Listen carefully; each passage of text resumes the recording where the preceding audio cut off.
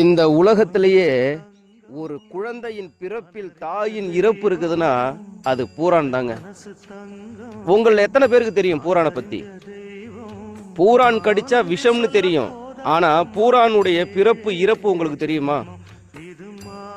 எந்த உயிரினமும் குழந்தை பிறக்கிற அன்னைக்கு குழந்தைக்காக தான் உயிரை கொடுன்னு கேட்டா கொடுக்காது.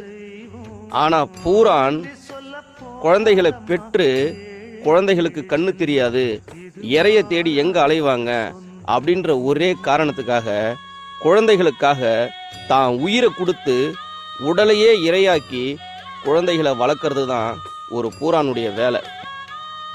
அதனால தான் சொல்றேன், இந்த உலகத்திலேயே ஒரு குழந்தையின் பிறப்பில் ஒரு தாயின் இறப்பு இருக்குதுன்னா அது பூரான் தாங்க. சிறந்த தாய்க்கான விருது கொடுக்கணும்னா பூரானுக்கு கொடுக்கலாம்.